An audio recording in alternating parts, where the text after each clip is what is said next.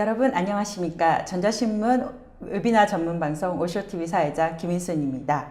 매년 3월 미국 샌프란시스코에서는요, 보안 기업들이 모여서 사상 최대 행사를 개최합니다. 바로 RSA 컨퍼런스인데요. 매년 가정기업들이 라스베가스에서 CES를 여는 것처럼 보안기업도 올 한 해 기술과 트렌드를 RSA 컨퍼런스에서 발표를 합니다.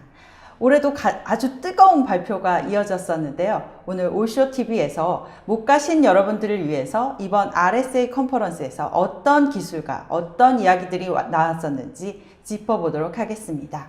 파이어아이 코리아 오진석 이사님과 함께 이야기 나눠보도록 하겠습니다. 안녕하세요. 안녕하십니까. 안녕하십니까. 저는 파이어에서 기술을 담당하고 있는 오진석 이사입니다. 올해 제가 RSA 컨퍼런스를 다녀오게 됐고요. 갔다 왔던 내용들을 가지고 또 이렇게 좋은 자리를 마련해서 같이 공유할 수 있는 기회를 주셔서 감사드립니다. 네, 감사합니다. 이번 웨비나는요, 50분 동안 발표를 하신 후에 10분간 Q&A를 진행하도록 하겠습니다. 오 이사님이 발표하시는 동안 여러분들이 궁금하신 점을 질문을 올려주시고 질문하신 분들 중에 선택해서 커피 상품권 보내드리도록 하겠습니다. 또 설문조사도 함께 진행되는데요. 많은 참여 부탁드립니다. 그럼 올해 RSA 컨퍼런스 2019에서 어떤 일이 일어났는지 잘 살펴보도록 하겠습니다. 이사님 직접 다녀오셨는데 올해 분위기 조금 어땠나요? 잠시 설명해 주실까요? 일단 첫 번째로 말씀드릴 수 있는 건 RSA 컨퍼런스가 열리는 곳은 샌프란시스코거든요. 네. 샌프란시스코는 워낙 다 아시겠지만 날씨가 너무너무 좋은 곳으로 유명합니다만 네. 올해는 특별하게 날씨가 너무 안 좋았어요. 그런 불행한 일이 막 계속 비가 오고 구름이 있어서 되려 또 많은 참석자분들이 다른 데로 안 가시고 열심히 공부할 수 있는 들으실 수 있는 기회가 되지 않았을까 생각합니다. 네. 이번 방송을 보시는 분들 중에 RSA 컨퍼런스가 어떤 것인지도 잘 모르시는 분도 계실 것 같은데요. RSA 컨퍼런스 어떤 행사인지 좀 설명 부탁드립니다. 네, RSA 컨퍼런스는 이제 RSA라는 단어가 쓰여졌기 때문에 RSA 벤더가 주최하는 행사로 많이 알고 계시지만 실제적으로 지금 현재 기준으로 봤을 땐 RSA 컨퍼런스라는 회사가 운영하고 있는 어떤 행사라고 보시면 될 것 같고요. 그럼에도 불구하고 RSA 컨퍼런스는 RSA가 1991년에 최초로 시작했던 이제 암호화 관련 기술을 가지고 시작했던 컨퍼런스가 발전해 나가면서 전 세계적으로 큰 이슈에 대해서 얘기하는 그런 이제 기회의 장이 되는 것 같습니다. 네, RSA 컨퍼런스란 별도의 회사가 있지만 어쨌든 간에 RSA의 영향이 아주 없진 않은 것 같아요. 그럼요. 네. RSA 컨퍼런스 회사가지만 RSA 회장이 기조 연설도 하고요. 그 다음에 메인 부스에서 RSA가 많은 어떤 이야기들을 풀어나가기 때문에 그리고 전통적으로 이제 암호화 관련 세션들을 계속 이어가 나가고 있고 그때 당시부터 해왔던 많은 수장들이 여전히 발표를 하고 있기 때문에 영향력을 행사하고 있습니다. 네, 그 중에 가장 전통적으로 RSA 컨퍼런스에서 하는 세션이 있는데 바로 크립토 패널 세션이죠. 맞습니다. 네. 크립토 패널 세션은 아까 말씀드린 것처럼 91년도에 제가 알기로는 이제 그 위키에서 봤을 때 50명 정도의 작은 패널 세션이었다고 해요. 네. 근데 그때 당시에 이제 크립토 패널 세션을 운영해서 그게 굉장히 이제 화제가 됐었고요. 거기 나왔던 기술적인 논의가 시장에서 많이 이슈화가 되면서 지금 이렇게 큰 컨퍼런스를 만들게 됐고요. 또 이제 여담으로 근데 이제 아시겠지만 RSA 각각의 이니셜을 가지고 있는 수장들이 있는데 그 중에 한 분이 이제 참석을 못하게 되는 그런 해프닝도 좀 있었습니다. 이제 RSA가 이렇게 그 암호학자들의 이름의 첫 단어를 딴 이니셜인데요. 그 중에 이번에 S가 이렇게 불참을 했습니다. 그게 에디 샤미르라는 이스라엘 학자인데요. 네, 그분이 왜 불참했나요? 뭐 정확한 이유는 알 수 없지만 이제 오피셜하게는 그분이 미국 비자를 발급받지 못하는 좀 이해가 안 가는 그런 현상이 있었고요. 매년 오던 컨퍼런스에 비자 발급이 안 돼서 못 왔다라는 좀 모두가 굉장히 좀 의아했던 내용이었습니다. 해프닝이 있었네요. 네. 네, 이제 본격적으로 올해 일정은 어떻게 진행됐었는지 알아보도록 하겠습니다. 올해 RSA 컨퍼런스는 그 2019년 3월 4일부터 8일까지 5일간의 공식 일정을 갖고 진행을 됐고요. 그 중에 이제 화요일인 5일부터 7일, 목요일인 7일까지 한 3일 동안 주요 기술들의 세션들이 논의가 됐고 활발한 부스에서의 활동들이 있었습니다. 네, 그러면 RSA 컨퍼런스 통계로 본 주요 키워드도 한번 살펴볼까요? 저희가 이제 RSA 컨퍼런스가 예전부터 계속 오래됐기 때문에 거기서 나왔던 여러 가지 주제들, 기술적인 논의였던 그 키워드들을 좀 이제 빅데이터로 분석했던 보고서를 받았고요. 네. 그 보고서에 따라서 이제 보면 여기 보시는 것처럼 인텔리전스, 액터스 앤 모티베이스, 그다음에 이벤트 앤 TTP 여러 가지 위협 인텔리전스에 관련된 내용들이 여전히 큰 화두가 되고 있었고 네. 또 하나는 이제 클라우드와 같은 서비스에 대한 부분들, 그 다음에 이제 컴플라이언스와 같은 어떤 규정, 규제들, 내부 인프라에 대한 보안 기술들 이런 것들이 좀 큰 이슈가 되고 있었습니다. 네, 작년에 같은 경우도 이제 EU에서 GDPR 맞습니다. 시행 때문에 또 컴플라이언스 이슈가 되게 많았었는데 올해도 여전히 그런 키워드가 이어졌네요. 네, GDPR의 이슈도 여전히 좀 진행이 됐었지만 제가 작년에 이제 2018년에 RS에 갔을 때도 한번 GDPR이 이슈가 될 것이지만 이게 그렇게 크게 오래 갈 것 같지는 않다고 한번 말씀드렸었는데 네. 그렇게 예상과 작년에 이제 화두가 됐던 것 치고는 조금 주춤한 네. 내용이었습니다. 네. 그러면 파이어아이가 예측하는 올해 그 RSA에서의 키워드는 어떤 것들이었나요? 네, 파이어에서 매년 예측 전망 보고서를 발표를 하는데요. 네. 2019년도에도 이제 2019년 이후의 사이버 보안에 대한 보고서를 발표를 했고 여러 가지 이제 화두를 이제 발표했습니다. 근데 그 중에 이제 여러 가지 내용들을 보시면 첫 번째는 위협 인텔리전스의 중요성에 대한 부분들을 여러 가지 면에서 말씀을 좀 드리고 있고요. 네. 또 하나는 이제 클라우드에 대한 위협에 대해서 굉장히 이제 공격자가 주목을 하고 있다. 이런 부분에 대해서 말씀을 좀 드리고 있고 또 하나는 항공 산업에 대한 어떤 이슈들이 굉장히 좀 급증할 것이다 라는 것과 그 다음에 전문성에 대한 부분들이 요구사항이 굉장히 높아질 것이다 이런 부분들을 좀 말씀을 드릴 수 있고요. 추가적으로 좀 말씀드리자면 아시겠지만 보안 기업들이 투자를 많이 하는 기업들은 뭐 계속 투자를 많이 할 수 있고 좋은 기술을 받아들일 수 있지만 또 기업이 작을수록 그런 부분들의 추선 선택이 자유롭지는 못하잖아요. 그렇죠. 한계점이 있기 때문에 그런 부분들을 공격자들이 많이 알고 있고 그래서 보안의 빈익빈 부익부가 심해지는 격차가 심해지는 현상이 일어날 것이고 그로 인한 서플라이 체인에 의한 어떤 작은 기업들의 타겟팅 공격이 증가할 것이라는 좀 재미있는 이슈도 말씀을 좀 드릴 수 있을 것 같습니다. 네, 해커들은 이미 알고 있잖아요. 그럼요. 네, 가장 약한 고리를 공략하는 게 비용 대비 효과가 크기 때문에 맞습니다. 이제 보안을 안 한 기업으로 가서 뭔가 공격을 해도 얻어낼 게 여전히 남아 있으니까 그런 현상들이 생기는 것 같네요. 네, 맞습니다. 그래서 그 공격 고리에 그러니까 어떤 한 기업이 본인의 기업들이 굉장히 잘 보안을 한다고 해도 본인과 같이 에코시스템을 꾸리고 있는 여러 가지 기업들의 여러 가지 다양한 서비스 형태들이 취약하다면 사실 그 부분도 큰 기업들이 연관을 맺고 있는 작은 기업과 공생할 수 있는 방안도 논의가 돼야 될 것 같습니다. 그게 큰 기업의 리스크로 다가오겠네요. 네, 맞습니다. 네. 그러면 주요 키워드 정리해 보셨다고 했는데 네, 한번 소개해 주시죠. RSA가 이제 앞서 말씀드린 것처럼 3일 동안 여러 가지 많은 기술들이 소개가 되고 그 다음에 여러 가지 많은 벤더에서 부스를 운영하기 때문에 어떤 목표 의식을 갖지 않고는 볼 수 없는 세미나 컨퍼런스라고 말씀드릴 수 있습니다. 정말 엄청나죠, 규모가. 네. 그래서 올해는 뭐 참고적으로 한 500개 세션 정도가 운영이 됐고 500개, 네. 발표자만 한 700명 정도가 되는 어마어마한 내용이었고 전시 부스도 엄청 커졌다면서요? 네, 제가 정확한 숫자는 기억하지 못하지만 6,000여 개의 부스 정도로 기억하고 있습니다. 그러니까 굉장히 많은 그런 내용들을 3일 동안 본다는 거는 사실 굉장히 힘든 일이죠. 네, 그래서 열심히 아침부터 돌아다녀야 되는데. 네, 그래도 볼 수 없기 때문에 네. 사실 어떤 것에 집중해야 되는지를 좀 어떤 정의를 좀 해봤는데요. 네. 저희가 5가지 어떤 주제를 한번 뽑아봤습니다. 네. 첫 번째는 Analytics and Response. 그래서 어떻게 분석하고 어떻게 대응할 것인가는 굉장히 오래된 화두 중에 하나죠. 그래서 그런 부분들의 기술 트렌드가 어떻게 변화하고 있는지, 네. 각각의 보안 기술 벤더가 어떻게 얘기하고 있는지를 좀 살펴봤고요. 네, 작년에도 이 이슈가 되게 뜨거웠는데 올해까지 맞습니다. 계속 이어졌군요. 앞으로도 쭉 가지 않을까 싶은 네. 주제 중에 하나고요. 그 다음에 당연히 예상하시겠지만 이제 클라우드에 대한 보안, 네. 이 부분에 대한 기술이 얼마만큼 성숙해 가고 있고 어떤 내용들이 논의되는지 이런 부분을 좀 짚어보려고 가장 했고요. 핫한 분야 중에 하나죠. 굉장히 핫하고 네. 모든 기업들이 다 관심 있을 수밖에 없는 주제 중에 하나죠. 네.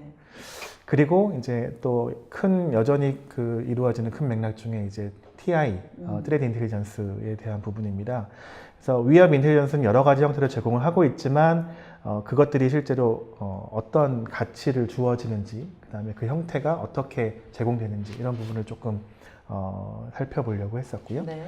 그다음에 네 번째는 이제 시큐리티 서비스에 대한 부분입니다. 그래서 아까 말씀드린 것처럼 빈익빈 부익부 현상이 심해지기 때문에 그러한 부분들을 각 보안 전문 기업들이 어떤 서비스 형태로 커버링을 할 수 있는지 해주려고 하는지 이런 부분을 좀 논의하려고 합니다. 네. 그리고 마지막 저기 보니까 네. 새로운 QC, 나머지는 약간 다들 예측이 가능했었는데 네. 저 QC는 뭔가 품질 관리, 보안 제품의 품질을 높여야 된다 이런 논의가 있었나요? 아니요, QC라고 하는 거는 사실 앞서 말씀드린 네 가지가 사실 누구나 다 예측할 수 있는 부분이고 계속적으로 이슈가 됐던 부분이기 때문에 조금 새로운 내용들을 담고자 좀 찾아본 것 중에 하나인데요. 네. QC는 쿼텀 컴퓨팅의 약자입니다. 네. 그래서 뭐 공식적인 약자는 아니지만요.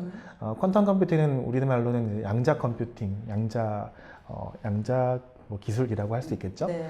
그래서 이 기술을 가지고 어떤 논의가 이루어지고 있는지, 또 그 다음에 이게 어느 만큼 상용화되는 기술로 올라와 있는지 이런 부분을 좀 보려고 했습니다. 네, 올해는 어쨌든 퀀텀 컴퓨팅을 이용해서 어떻게 보안에 활용될 수 있는지에 대한 상용화가 어떻게 보면 시작한 이런 해였다고 보여집니다. 네, 그럼 주요 세션, RSA에서 어떤 주요 세션의 발표가 있었는지 조금 더 설명 들어보도록 하겠습니다. 네, RSA 주요 세션 중에 대표적인 것은 사실 기조연설 세션이겠죠. 네. 그래서 사실 모든 사람들이 기조연설 세션을 들으면서 왜 RSA 컨퍼런스가 올해 이런 주제를 잡았는지 네. 이런 얘기를 듣게 되는데요. 올해 주제가 뭐였죠? 올해 주제는 베러라고 하는 더 나은 보안, 더 나은, 네. 뭐 이런 주제를 잡게 됐고요. 참고적으로 작년에는 이제 갑자기 기억이 안 나네요. 작년에 제가 갔었는데 저도 정확히 갑자기 기억이 안 나는데요. 죄송합니다. 작년에는 어쨌든 2018년에는 Now is matter라고 하는 네, 맞아요. 지금이 중요하다 이런 이제 주제였습니다.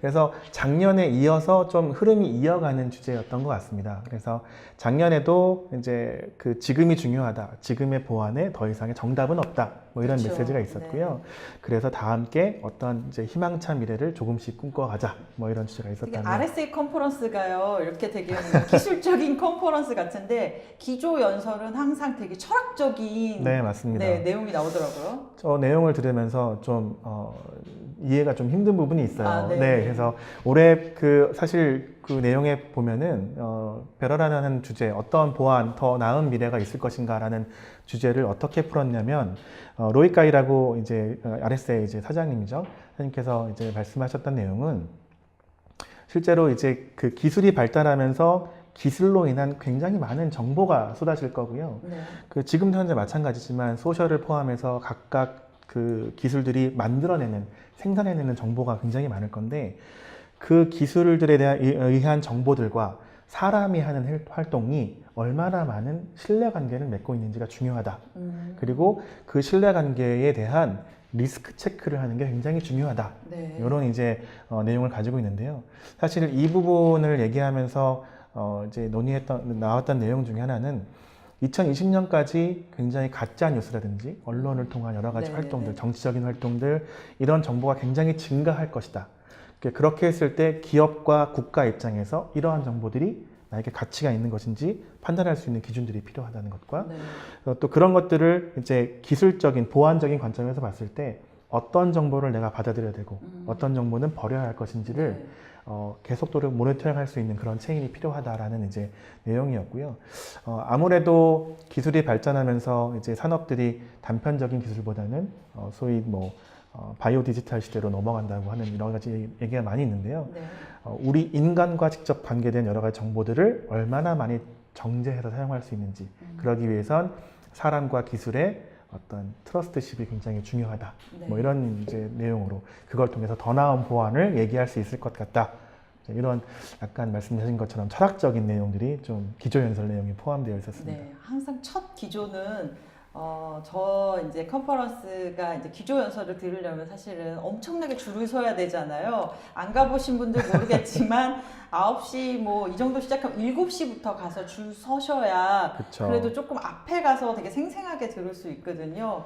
근데 이제 기조 연설이 대부분 되게 철학적인 내용이 나오다 보니까 처음부터 이제 영어인데다가 이제 한국어 통역이 없습니다. 그런 상황에서 되게 철학적인 얘기를 들어야 하는 이사님 고생이 많으셨겠네요. 네, 철학적인 얘기고 아침 일찍 가야 되고 시차도 또 적응이 안 돼 있고 네, 그런 상황이 되는 거죠. 뭐. 네.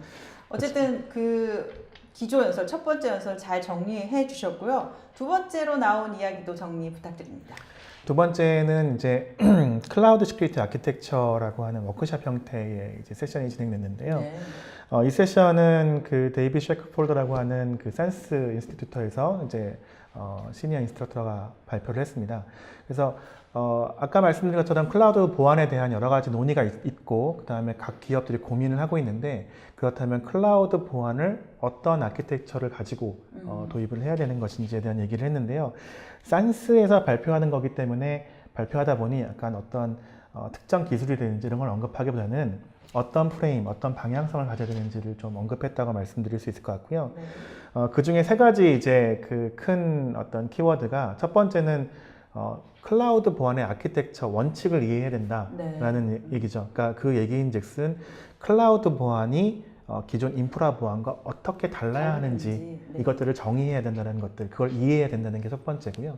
두 번째는 본인들이 구축하는 클라우드의 이제 서비스 형태, 네. 뭐 파스가 파스인지. 됐든 뭐 라스가 됐든 어떤 형태가 되는지를 정확히 구분을 하고 그 스텝을 정의해서 보안을 구성해야 된다. 뭐 이런 얘기가 있었고요. 네.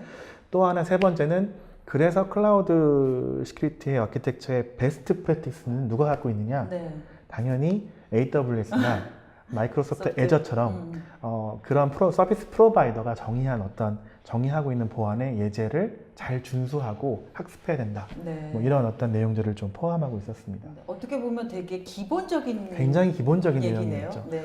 그래서 굉장히 많은 뎁스 있는 장표도 있었고요. 지금 뭐 보시는 화면 중에서 네 번째 장표 같은 경우에는 굉장히 복잡한 그 엔터프라이즈 아키텍처도 막 설명을 하긴 했어요. 네. 근데 그거를 이해하는 내용이라기보다는 그런 것들을 구성하기에 앞서 어떤 스텝을 밟아 나가야 되는지 어떤 각각의 요소들을 중요하게 봐야 되는지를 좀 설명했던 내용이었습니다. 네. 어쨌든 클라우드로 이전하면서 보안에 대한 설계를 기존과 다르게 봐야 된다는 것들, 기본부터 다 다져서 맞습니다. 가야 된다는 이런 얘기를 해주신 것 같네요.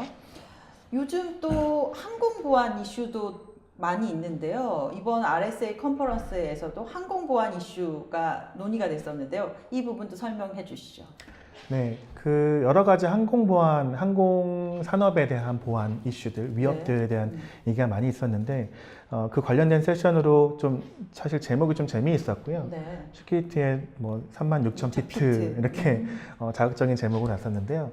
발표자는 에밀리에스라고 하는 그 유나이티드 에어라인의 그 CISO입니다. 네. 여자분이셨는데요. 이분이 이제 어떤 얘기를 할지 저도 좀 그냥 개인적으로 흥미롭게 좀 얘기를 들었었는데 항공 산업이 왜 위협에 노출되어 있고 점점 더 위협이 어떤 위협의 형태가 다양해지는지를 설명을 잘 해줬던 것 같습니다. 네. 항공 산업이라고 하면 대부분 예상할 때는 그냥 뭐 비행기 관련된 서비스 활동이라고 볼 수 있겠지만 유나이티드 에어라인이라고 하는 회사를 예를 들면 네. 실제로 9만 명의 직원이 있고요. 그 다음에 4,800대의 비행기가 하루에 전 세계에서 운행을 하고 있고요.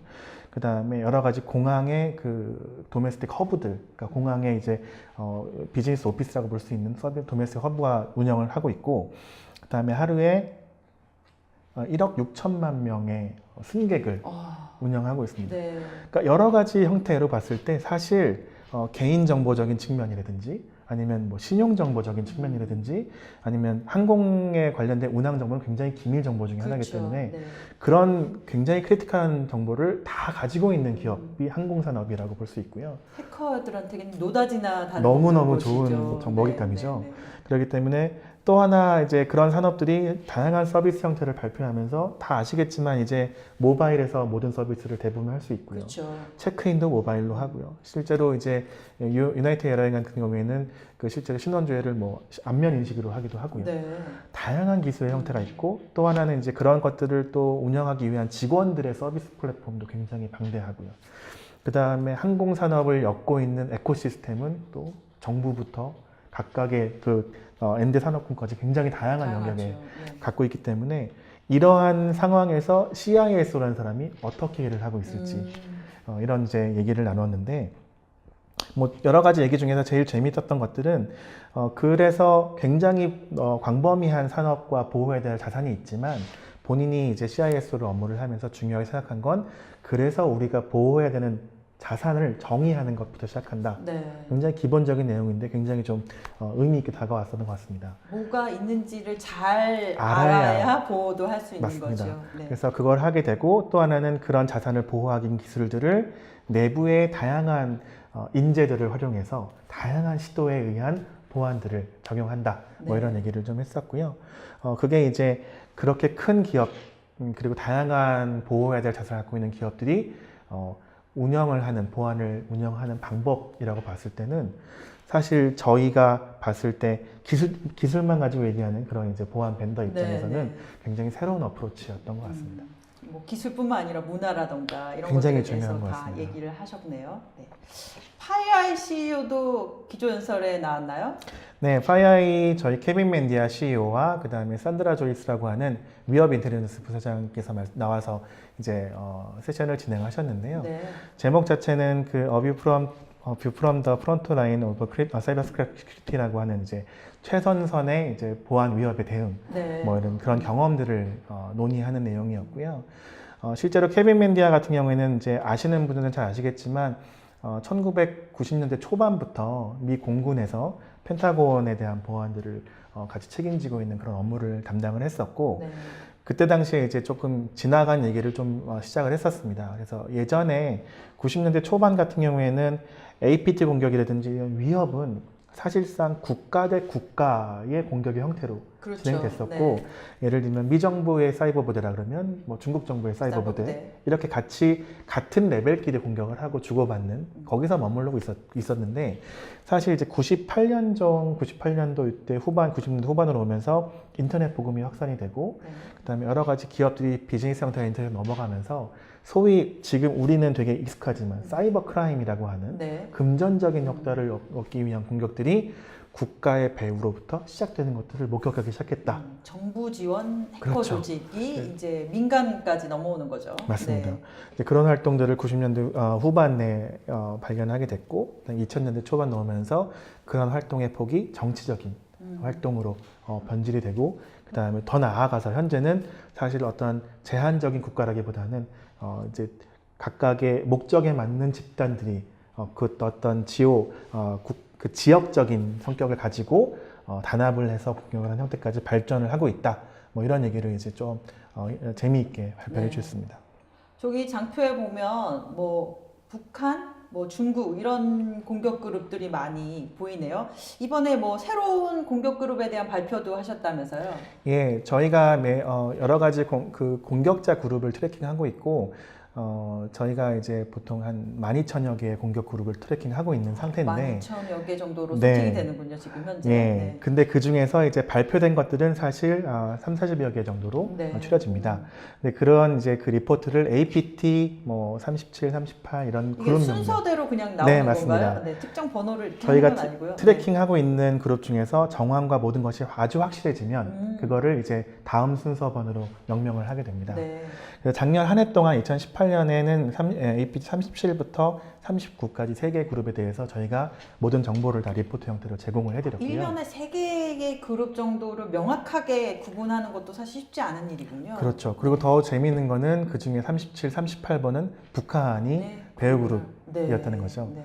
그래서 북한의 활동 정보, 어떤 목적과 어떤 대상을 대해서 공격을 했는지를 얘기했었고요. 39번 그룹은 이란에 대한 공격, 이란으로부터의 공격이었고, 그다음에 이제 RSA 컨퍼런스를 시작하면서 3월 4일에 저희가 이제 APT-40 리포트를 발간했습니다. 네. APT-40 리포트는 제일 많은 공격 그룹으로 이제 배후로 지목받고 있는 중국에 대한 공격 그룹에 대한 이제 보고서를 발간을 하게 됐죠. 네. 아까 이제 지금 5개의 RSA의 기술의 주요 키워드에 대해서 정리를 했는데요. 각각에 대해서 조금 더 자세하게 알아보도록 하겠습니다. 그래서 RSA 주요 기술에 대한 부분들을 저희가 이제 정의했던 아까 말씀드렸던 내용에 대해서 좀 저희도 실제로 부스를 다녀보면서 어떤 기업이 어떤 이야기를 할까 이런 이제 관점으로 좀 다녀보게 됐고요. 그 중에 첫 번째는 Analytics and Response라고 하는 부분입니다. 그래서 제가 이제 요 부스를 다니면서 어떤 관점으로 보겠다고 정한 것은 네.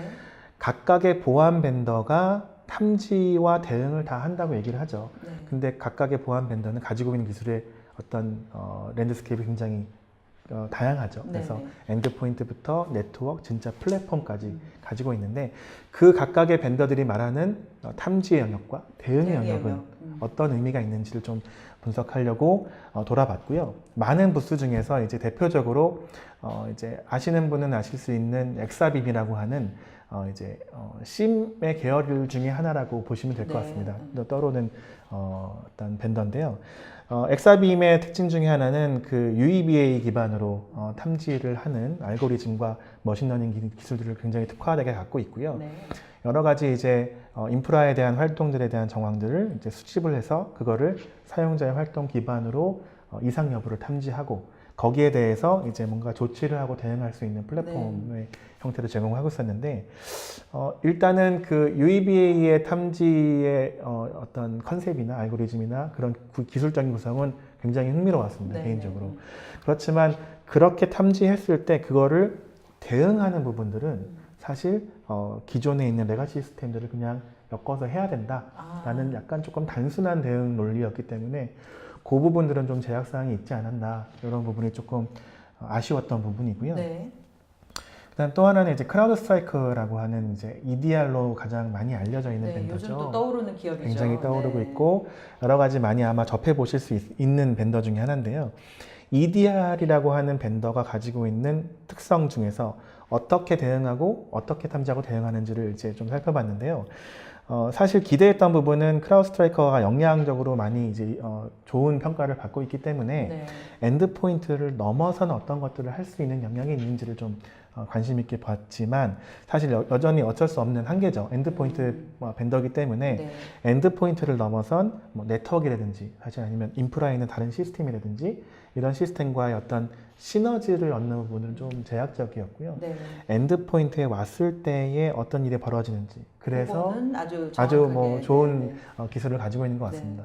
그래서 그렇게 해서 어떻게 대응할 수 있는지 부분들은 좀 이제 잘 설명이 되어 있는 것 같았습니다. 보면 작년부터 이런 분석과 대응에 대한 트렌드가 강했었잖아요. 근데 네. 이제 제가 작년에 갔을 때 보더라도 이제 미국 기업들이 대부분 이런 분석은 되게 강해요. 근데 그렇죠. 아까 말씀하신 대로 대응은 보안 담당자께서 알아서 하셔야죠. 네, 맞습니다. 약간 이런 컨셉이 되게 많더라고요. 근데 맞습니다. 요즘에는 이제 파이어알 같이 이제 네트워크부터 엔드폰까지 다 하는 기업들이 대응책까지 제시해주고 계신 것 같아요. 네, 저희 이제 뭐 파이아일은 한번 다시 설명을 좀 드리겠지만 기본적으로 저희가 가지고 있는 여러 가지 영역에 대한 보안들뿐만 아니라 그다음에 기존 운영하고 계신 여러 가지 보안 솔루션들 이걸 통해서 기업의 네트워크 보안의 현황에 대한 가시성 확보가 네. 잘 돼야 되는 게 첫 번째고요. 그다음에 그로 인한 어떤 실제적인 대응은 엔드포인트를 하고 그다음에 그 대응함에 있어서 사람의 어떤 전문성이 필요하면 그런 서비스 제공을 하고 그다음에 그런 대응이 필요할 때 인텔리전스적인 부분이 필요하면 그런 부분 제공하는 어떤 통합된 환경의 플랫폼으로서의 이런 것들을 제안을 좀 드리고 있습니다. 네. 두 번째 키워드로 이제 넘어가겠습니다. 요즘 뭐 모 대기업이 이제 전체 시스템 클라우드로 이전한다. 뿐만 아니라 이제 클라우드를 뭐 작은 부분에서 시작해서 전사로 확대한 이런 분위기가 확산되면서 클라우드 시큐리티도 더욱더 중요성이 강조되고 있는데요. 클라우드 시큐리티 부분에 대해서 좀 설명해 주시죠. 클라우드 시큐리티는 사실 너무나 많은 기술적인 발표가 있었고 네. 그 다음에 세션 부스에서도 정말 많은 다양한 기술들이 있었는데요. 이제 그거를 굳이 크게 한번 정리를 해보자면 네. 사실 AWS나 MS 애저처럼 그 클라우드 서비스를 제공하는 플랫폼 회사의 보안의 어떤 서비스 형태 네. 이런 기술 형태가 하나 있을 것 같고요. 그 다음에 이제 카스비라고 하는 CASB 클라우드에 대한 이제 캡슐화 형태의 접근 제어 모델 이런 모델에 있는 이제 솔루션 벤더로 크게 나눌 수가 있을 것 같습니다. 그래서 그 두 가지 기업 중에 대표적으로 AWS, 그다음에 비트글라스라고 하는 회사를 좀 방문하게 됐고요. AWS는 생각보다 굉장히 제 느낌으로는 네. 가장 먼저 시작을 하기도 했고, 그 다음에 보안적인 고민을 많이 한 어떤 서비스 제공사라고 볼 수 있을 것 같아요. 그래서 사실 재작년까지만 해도 굉장히 단순한 어떤 기술들만 가지고 보안을 하게 되는 이런 부분이 있었다 그러면 올해 나왔던 내용들은 기존에 있는 보안의 형태들을 최대한 클라우드에서 적용할 수 있게끔 제공하겠다는 노력의 결과물들이 많이 보여지고요. 네. 또 하나는 각 보안 벤더들이 제공하는 기 서비스들을 클라우드 형태로 컨버전 시키는 것도 많은 형태의 다양한 그 인티그레이션이 있었다고 확인을 해볼 수 있었습니다. AWS는 어떻게 보면 보안 기업의 파트너이자 동시에 네, 경쟁자이네요. 네. 그래서 형태나 어떤 그런 내용들은 이제 같이 갈 수밖에 없는 현실이겠지만 네. 이제 서비스 프로바이더로서 그런 고민을 한다는 거는 뭐 개인적으로는 참 긍정적인 네. 어쨌든 환경을 가장 잘 아는 맞습니다. 벤더이기 때문에 가장 최적의 보안을 해줄 수도 있는 상황이 네, 되겠네요. 맞죠. 네. 그리고 또 하나는 이제 말씀드린 것처럼 CASB라고 하는 CASB. CASB라고 네. 하는 영역인데요. 뭐 많이들 아시겠지만 이 영역에 대한 그 사실 기술적인 차별성은 얼마나 많은 다양한 어플리케이션을 얼마나 다양한 형태의 권한으로 제어할 수 있느냐, 네. 그거를 얼마나 또 자유도 높게 제공을 해주냐, 뭐 이런 것들이 이제 기술적인 판단의 근거가 되는 것 같습니다.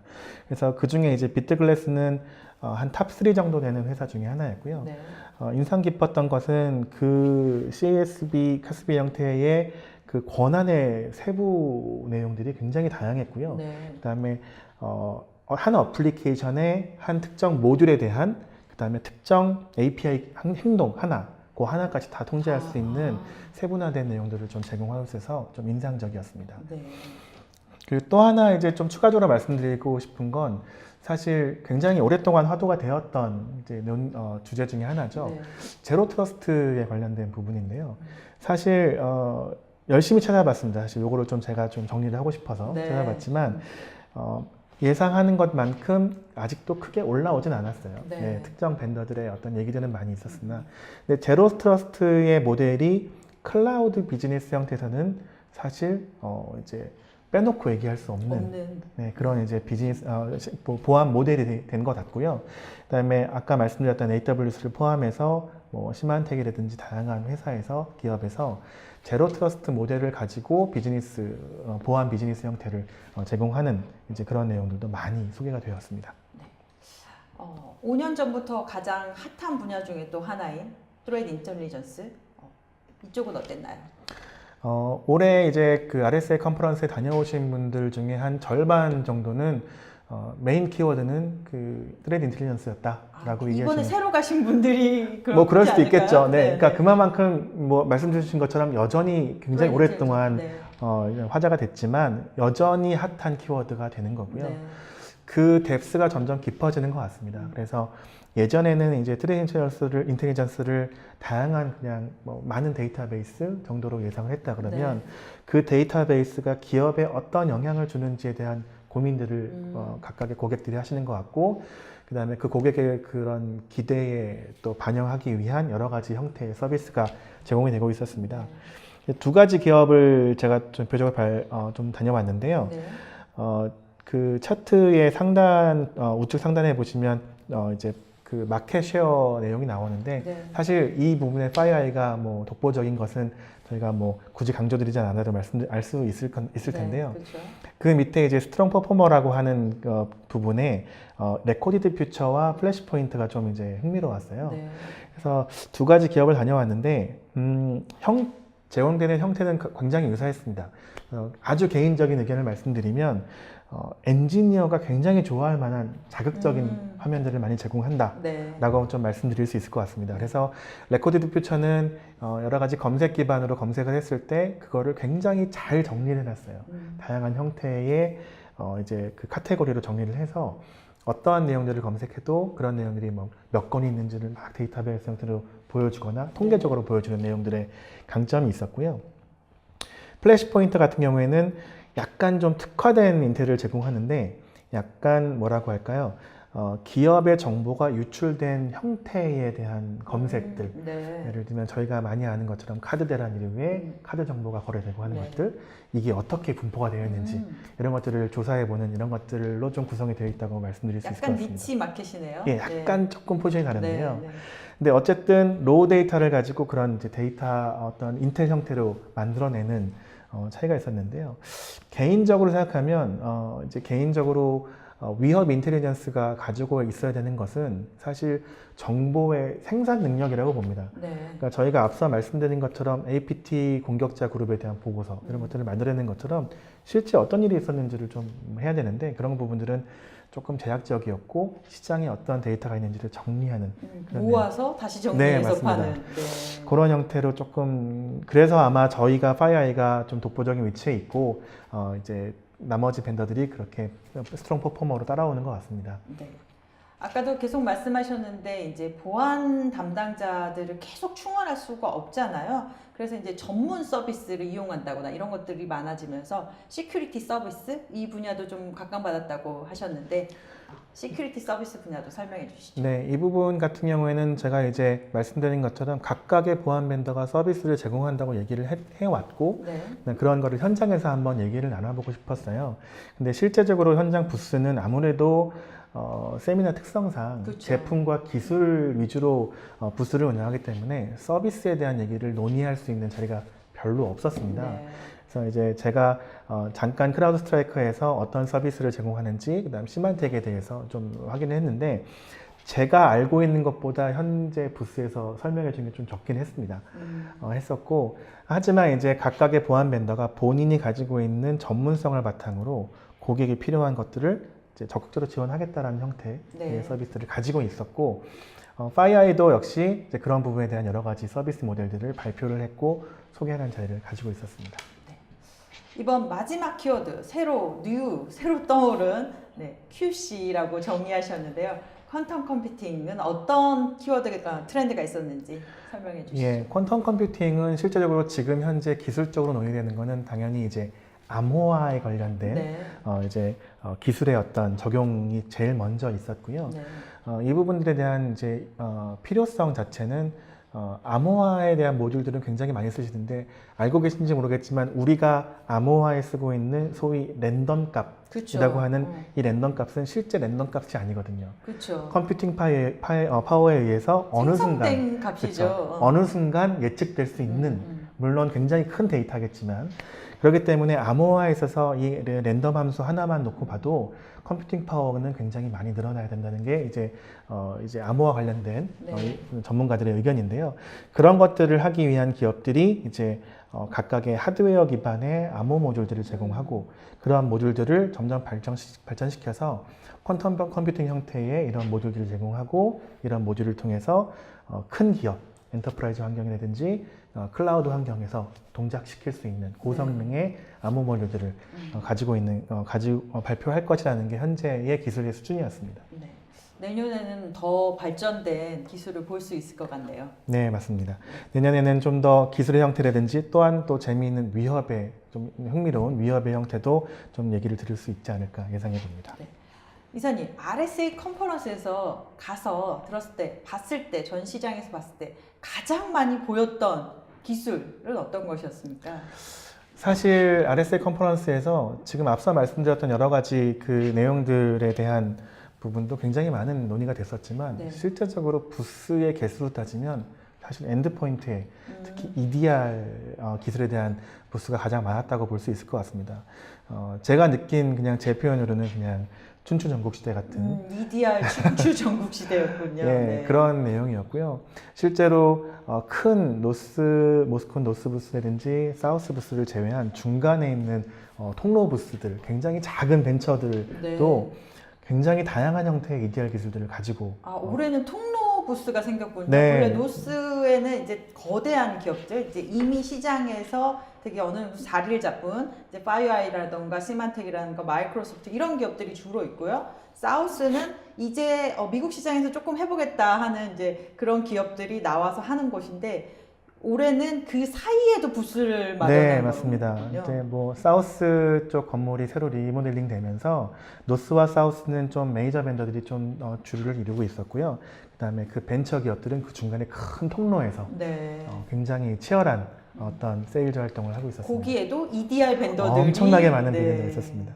그래서 EDR 벤더들에 대한 뭐 내용을 보면서 여기에 대한 어떤 변별력이라든지 기술적인 좋고 나쁨을 얘기하기보다는 그냥 제가 말씀드리고 싶은 건 더 이상 그 기업에서 EDR을 도입해야 되느냐 말아야 되느냐는 고민은 이미 시기를 넘어선 것 같고요. 네.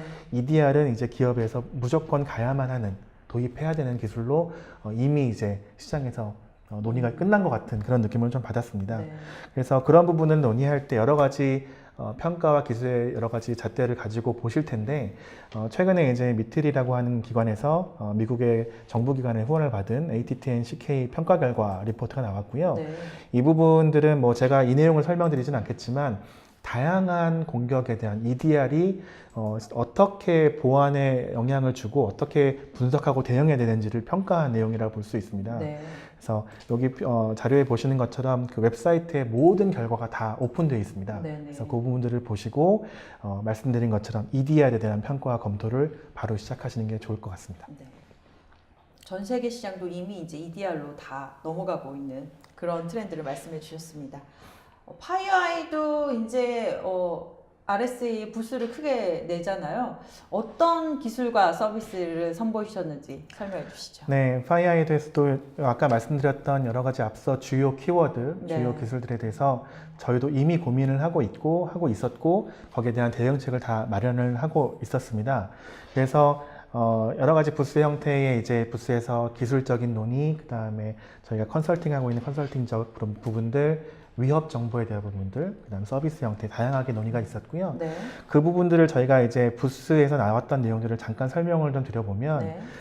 기본적으로 파이어가 많은 분들이 아시는 것처럼 APT 샌드박스 기업, 그렇죠. 네, 이렇게 아직까지는 네. 아직까지는 파이어아이는 APT 대응을 잘하는 기업 이렇게 맞습니다. 많이 알려져 있죠. 이제 그 대응하는 것이 기술적인 어떤 네트워크와 이메일, 국지적인 것에서 머무르는 게 아니라 네. 그 데이터의 아까 분석 부분, 어널리티스 앤 리스판스에서 말씀드린 것처럼 각각의 영역들을 다 아울러서 가시성을 확보하고 그 기반에서 분석하고 대응하는 플랫폼의 네. 형태로 저희가 디자인한 게 힐릭스라는 네. 플랫폼이고요. 이 플랫폼은 많은 기술의 어떤 데이터 소스를 받고 그 다음에 파이어가 아닌 솔루션에 있는 데이터 소스를 다 받아서 네. 한꺼번에 분석을 할 수 있게 제공을 하고요. 이 플랫폼은 다양한 맨디언트 서비스라든지 위협 인텔리전스 정보라든지 아니면 여러 가지 전문가 서비스들을 이런 형태를 다 아우르고 있는 플랫폼입니다. 네. 그래서 이 플랫폼을 통해서 모든 것들을 좀 대응할 수 있게끔 이제 제공을 하게 되고요. 네. 그래서 형태적으로 봤을 때는 사실 심의 형태와 되게 유사하게 동작을 네. 한다고 말씀드릴 수 있겠지만 큰 차이점이라면 심의 형태의 제공에서 분석할 수 있는 능동적인 룰들을 많이 제공을 하고 네.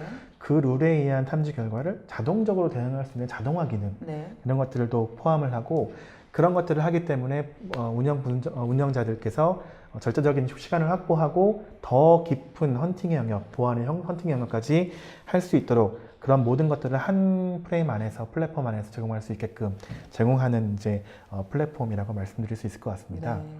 단순히 이제 네트워크 장비만을 제공하는 기업을 넘어서 이제 전체적인 분석하고 플랫폼 기업으로 네, 이제 맞습니다. 거듭나는 그런 뭐 기술을 전시해 주셨네요. 네. 그래서 힐릭스 보안은 그런 것들을 하기 위해서 여러 가지 다양한 탐지 룰들과 이런 것들을 제공하게 되고요.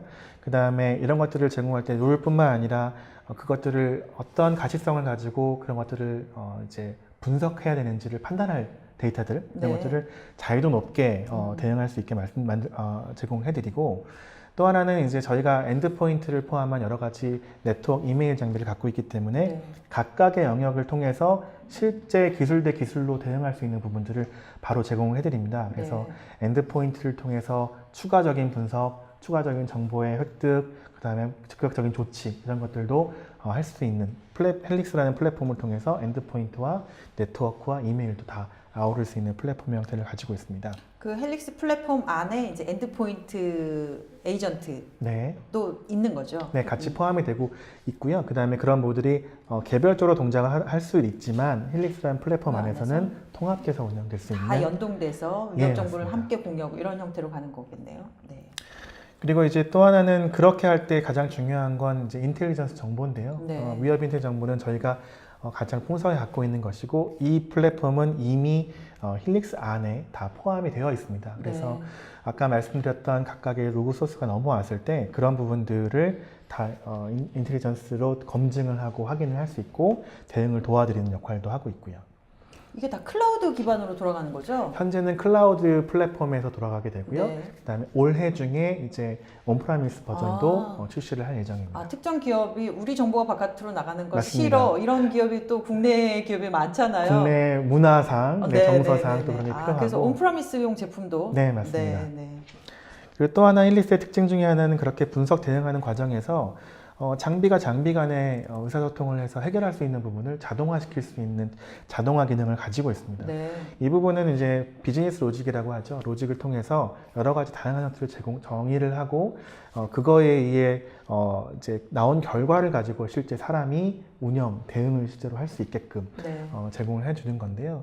하나의 의미는 사실 많은 보안을 담당하시는 분들이 실제로 굉장히 큰 그림을 그리고 보안의 업무를 들어가지만 실제로 운영을 해보면 너무나 단순한 반복적인 일들로 많은 시간을 소비하게 됩니다. 네. 그런 부분에 대해서 자동화를 통해서 이런 부분을 좀 개선을 해드리는 효과를 볼 수 있습니다. 네. 서비스 부문도 좀 설명을 해주시죠. 예, 서비스 부분은 간단하게 말씀드리면 앞서 말씀드린 것처럼 각각의 기업들이 보안을 운영함에 있어서 본인의 보안 운영 팀을 가지고 있고요. 이제 그 팀을 운영하는 수장인 CISO 관점에서 봤을 땐 정말 우리 팀이 잘하고 있는지, 네. 적절한 인재가 들어왔는지, 이 사람들이 하고 있는 결과는 정합도가 맞는 건지를 네. 계속 고민을 할 수밖에 없어요. 네. 그런 부분들의 어떤 이슈를 좀 극복하기 위해서 저희 파이어가 가지고 있는 여러 가지 전문성, 저희는 그런 전문가들을 많이 보유하고 있고, 네. 맨디언트라든지 위협 인텔리전스 분석가라든지 그 다음에 여러 가지 고객을 만나면서 현장에서 얻은 경험을 가지고 있는 사람들이 있기 때문에 그 사람들을 통해서 다양한 분석이라든지 위협 인텔리전스라든지 아니면 교육이라든지 디자인이라든지 이런 어떤 보안 대응할 수 있는 효과적인 내용들을 서비스 형태로 제공을 드리고 있습니다. 네, 지금까지 RSA 컨퍼런스에서 파이어아이가 발표한 내용들도 보셨는데요. 조금 더 자세한 내용을 알고 싶으신 분, 오늘도 여기서 설명을 해드렸는데 이 시간만으로 부족할 것 같아요. 더 많은 내용을 알고 싶으신 분은 4월 25일에 파이어아이 사이버 디펜스 라이브 서밋이라는 행사가 열립니다. 그곳에 가면 훨씬 더 세션별로 되게 많은 정보가 제공되니까요. 그쪽을 참고하시면 되겠습니다. 이사님, 한 50분 동안 설명 많이 해주셔서 감사합니다. 이사님이 설명해 주시는 동안 여러분들 질문도 많이 올라왔는데요. 질문 중에 선정해서 답변 드리도록 하겠습니다. 그리고 설문조사도 지금 진행 중인데요. 설문해 주시면 커피 상품권 보내드리니까요. 많은 참여 부탁드립니다. 질문 받도록 하겠습니다. 신동우 님이 질문 주셨는데요. 외산 EDR이겠죠. 네. EDR 솔루션 좋은 건 잘 알겠는데 국내에서 사용되는 어플리케이션과 충돌 우려가 있지 않나요? 이렇게 얘기하시네요. 네, 정말 좋은 질문을 주셨던 것 같은데요. 네. 사실 EDR이라고 하는 거는 이제 엔드포인트의 에이전트 형태로 보통 깔리게 되고요. 그렇죠. 국내만큼 다양한 에이전트를 사용하는 나라가 없죠. 나라가 없습니다, 사실. 그렇기 때문에 저희도 초기에 이제 HX라고 하는 제품을 디플로이 할 때 굉장히 좀 힘들었어요. 네. 그리고 또 엔드포인트 제품의 특성상 가장 늦게 깔린 에이전트가 모든 책임을 다 뒤집어 쓰게 됩니다. 그러면 파이어에서 되게 책임을 네. 많이 졌겠었겠네요. 그렇기 때문에 그거를 이슈를 해결하는데 오래 걸렸고요. 그래서 저희 파이어아이 같은 경우에는 사실 그 부분들을 굉장히 중요하게 생각을 하고 있고, 네. 그래서 저희가 이제 로컬에 있는 엔드포인트 백신 회사와 기술적인 협약을 맺고 있어서요. 네. 그 기술적인 협약을 맺고 있는 총판사를 통해서 에이전트의 그 국내 환경의 충돌, 네. 특히 뭐 액티브엑스 같은 이런 부분에 대한 충돌 여부라든지 어플리케이션 충돌 여부를 사전에 검증을 하고 네. 고객사에 배포하는 그런 이제 프로세스와 대응 체계를 가지고 있습니다. 또 이게 고객사마다 또 환경이 또 다르잖아요. 그렇죠. 네. 엄청나게 다릅니다. 네. 그래서 사실 외산 벤더, 뭐 기술 좋은 것 이런 것들도 다 중요하겠지만 네. 그래서 그걸 수행하는 조직이 어떤 국내 환경에 맞는 네. 대응책을 가지고 있는지는 굉장히 중요한 내용입니다. 김창현 씨가 주신 질문 하나 더 드릴게요. RSA 발표 내용에서 클라우드 보안이 계속 언급되고 있는데 이와 관련해서 파이어아이의 헬릭스가 클라우드 영역에서까지 활용이 가능한가요? 질문 주셨네요. 네, 제가 앞서 말씀드렸던 그 5가지 카테고리에서 클라우드를 말씀드릴 때 저희 힐릭스에 대한 내용들은 사실 언급을 드리진 않았어요. 네. 근데 이제 힐릭스가 가지고 있는 클라우드에 대한 보안 대응 이제 어떤 내용은 약간 좀 다릅니다. 네. 저희가 관심 있는 부분은 클라우드 비즈니스를 수행함에 있어서, 그러니까 클라우드를 운영함에 있어서 어플리케이션이 어떤 일들이 벌어지고 있느냐 그 안에서 네. 거기에 대한 관심이 있는 거죠. 그래서 예를 들면 똑같은 어플리케이션 세션 요청을 하고 어떤 권한 쿼리를 날렸다고 해도 그 과정, 앞뒤 전후 과정들이 정상적인지 아닌지 이런 어떤 행위에 대한 부분들을 저희가 좀 관심이 있게 하고요. 그렇게 그런 부분을 탐지할 수 있는 기능 그런 룰셋이라고 표현드리면 그 룰셋은 단편적인 그 정의된 룰셋이 아니라 어떤 메소돌로지를 가지고 공격자가 그 위협을 가하는지에 대한 룰셋을 가지고 있고 그런 대응책을 가지고 있고 또 하나는 이제 그런 클라우드 서비스의 형태는 이제 뭐 AWS나 애저나 프라이빗 클라우드 마찬가지로 같은 형태로 적용할 수 있게끔 디자인이 되어 있습니다. 네. 이영범 씨가 주신 질문 하나 더 볼까요? 여러 보안회사 또는 사용하는 기업 입장에서 위협 인텔리전스에 대해서 이야기하는데 어떤 인텔리전스가 인텔리전스를 사용하는 것이 좋은지와 이렇게 질문이 되게 길어가고요. 네, 인텔리전스의 보안 운영 활용 방안의 예시 또는 사례를 알고 싶습니다. 얘기하셨는데요. 인텔리전스에 대한 질문은 사실 항상 어려운 질문 중에 하나입니다. 네. 근데 이제 제가 생각하는 그냥 저희 회사가 생각하는 위협 인텔리전스를 좀 말씀을 드리면 아까 잠깐 말씀드린 것처럼 위협 인텔리전스를 제공한다는 의미는 위협 인텔리전스를 우리가 예측하고 조망하고 어떤 결과를 리포팅을 할 수 있는 능력이 있는 그런 서비스 제공자가 된다고 생각합니다. 네. 그래서 파이어아이 같이 어떤 위협 인텔리전스 그룹을 정의를 하고 그룹을 계속 뭐 수십 년간, 몇 년간 트래킹을 해서 그 결과를 바탕으로 보고서를 만들어서 그걸 바탕으로 위협 인텔리전스를 제공하는 어떤 기업들이 있고요. 네. 또 하나는 아까 이제 예시로 들었던 것처럼 누군가가 그런 정보를 제공했을 때 그 정보를 막 수집을 잘하고 정리를 잘해서 네. 또 다른 의미로 만들어내는 그런 형태가 있을 것 같습니다. 그래서 그 두 가지가 어떤 게 같이 있느냐는 사실 저희가 판단할 수는 없는 부분이긴 한 것 같아요. 고객님이 필요하신 분 판단하겠죠. 네. 근데 이제 관점적인 측면에서 지금 당장 기술적인 현안에 의해서 위협 인텔리전스가 필요하다 그러면 경우에 따라서는 그런 형태, 제가 두 번째로 말씀드렸던 제조합의 어떤 형태도 네. 필요할 수 있을 것 같습니다. 하지만 위협 인텔리전스가 가지고 있는 의미 중에서 우리 기업이 앞으로 어떻게 대응해야 되는지를 예측해야 된다면 네. 사실 어떤 정황이 있는지 누가 우리를 위협하고 있는지가 더 중요할 수 있다고 말씀드릴 수 있을 것 같습니다. 그러니까 위협 조직들이 특정 이제 산업군이라던가 맞습니다. 그러니까 그 분야를 노리는 조직은 또 그 분야만 노리고 이런 그럼요. 정보들이 있잖아요. 그렇죠? 어차피 지금 우리가 논하고 있는 위협들은 단편적인 어떤 파일, 뭐 악성 코드, 네. 뭐 도메인 이게 아니라 그 배후에 사람이 앉아 있거든요. 네. 그 사람이 어떤 생각을 가지고 지금 이런 행동을 했는지가 굉장히 더 중요한 겁니다. 그래서 그런 얘기를 해줄 수 있는 위협 인텔리전스가 더 유효할 수 있다고 보여지고요. 그렇지만 아까 잠깐 말씀드린 것처럼 고객분들의 어떤 니즈에 따라서 선택은 분명히 취사 선택은 필요하다고 보여집니다. 제가 미국의 이제 파이어아이 행사에 한번 갔을 때 우연히 만난 분이 범죄 심리학자 가 계셨어요. 네. 근데 이제 트레이드 인텔리전스 팀에 우리는 이제 그 분석가만 있으면 될 줄 알았는데 그렇죠. 네, 범죄 심리학을 하셨다고 하시더라고요. 그래서 사이버 조직, 범죄 조직이 어떤 목적을 갖고 범죄를 일으키는가 이런 것도 분석하는 게 되게 중요하다 이런 얘기를 하시더라고요. 네, 분석팀에는 정말 다양한 백그라운드의 사람들이 모여 있습니다. 네. 그런 이유 중에 하나는 아까 말씀드렸던 범죄 심리학적인 부분도 있겠고요. 또 정치적인 이유에 대한 그런 분석할 수 있는 사람도 있어야 되는 네. 거고요. 뭐 그냥 여담으로 말씀드리면 아까 이제 주요 키노트 세션 중에서 FBI에서 발표한 세션이 하나 있는데요. 네. FBI 세션 발표한 사람이 뭐라 그랬냐면 본인이 FBI 들어가서 이 위협 관련된 사이버 보안 관련된 전담팀에 들어갔을 때 제일 먼저 놀란 건 정말 다양한 사람들이 그 자리에 앉아 있었다는 겁니다. 네. 그러니까 뭐 기자분들 출신도 있고요. 그 다음에 정치 분석가도 있고, 그러니까 우리가 말하는 위협이나 기술적인 사람 외에 다양한 백그라운드 사람들이 모두 같이 얘기해야 되는 게 위협 정보입니다. 네.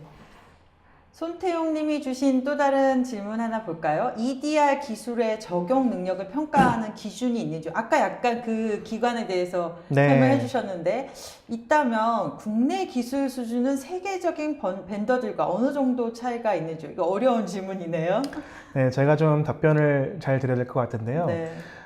국내 벤더들이 세계 벤더와 어떻게 기술적인 차이가 있느냐라고 에 대한 제가 좀 드리긴 좀 어려운 부분이 있습니다. 네. 근데 이제 보통 제가 말씀드릴 수 있는 건 그 EDR 벤더가 어떤 기술로부터 EDR로 넘어왔는지에 대한 검토는 분명히 필요하다고 네. 보여집니다.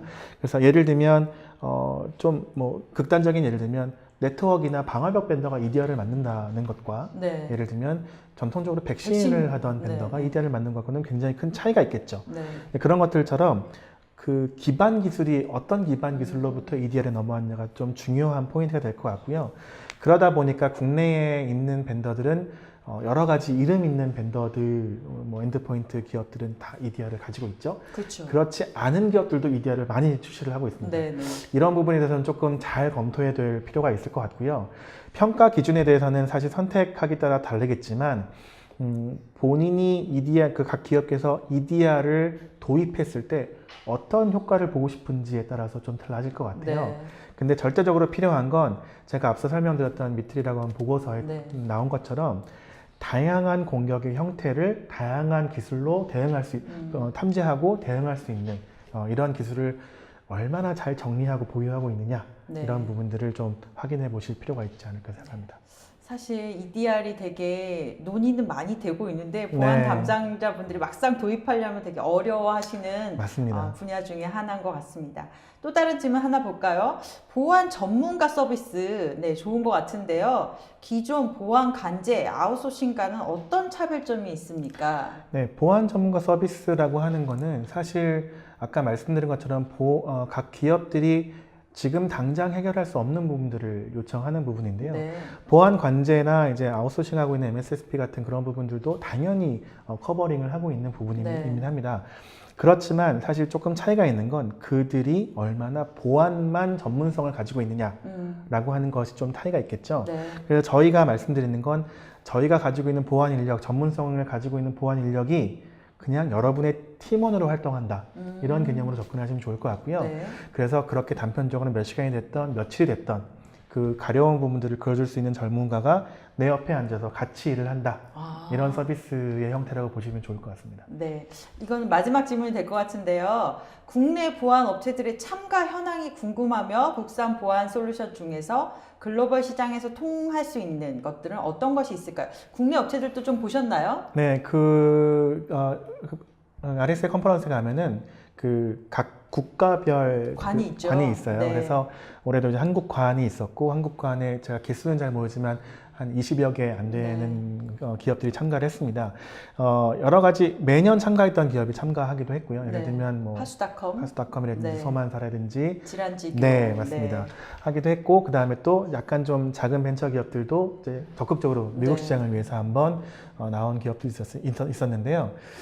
뭐 제가 글로벌 시장에 통할 수 있다 없다를 판단할 수는 없겠지만 조금 눈여겨봤던 거는 이제 기업 중에서 전통적으로 제가 작년까지 봤을 때는 국내 기업들이 저희 한국 사람들이 네. 앞에 나서서 설명하고 했던 게 네. 있었다면 올해는 꽤 많은 한국 부스에서 외국 사람들이 피치를 하고 외국 네. 사람들이 QA 세션과 부스를 운영하는 네. 것들은 좀 더 이제 글로벌화 되는 투자를 많이 했군요. 네. 그런 부분들 좀 이제 눈여겨 볼 수 있었던 부분이었습니다. 아, 그래도 국내 기업들 RSA 컨퍼런스 가서 기술 소개하고 시장 개척하느냐 아주 많이 투자하고 있는 상황도 실제 보고 와서 말씀해 주셨습니다. 이사님 오늘 수고 많이 하셨습니다. 마지막으로 소감 한마디 부탁드립니다. 네, 일단 좋은 시간과 좋은 기회를 주셔서 감사드리고요. RSA 컨퍼런스는 모두 꼭 한번 가보셨으면 좋겠습니다. 좋은 어떤 도전이 될 것 같고요. 짧은 시간에 많은 얘기가 오고 가지만 그 중에 하나 두 개라도 꼭 내가 원하는 얘기를 듣고 그걸 경험하고 나면 사실 보안 업무에 들어왔을 때 좀 새로운 힘을 얻을 수 있을 것 같고요. 이러한 과정에서 또 궁금하고 보완적인 여러 가지 상의와 논의가 필요할 때 꼭 저희 파이어아이와 상의해 주시면 저희가 언제든지 달려가서 좋은 도움이 되도록 하겠습니다. 네, 감사합니다. 네, 감사합니다. 네, 오늘 RSA 컨퍼런스 2019에 대해서 총정리해보는 시간을 마치도록 하겠습니다. 올쇼TV는 다음에 더 좋은 방송으로 찾아뵙도록 하겠습니다. 감사합니다.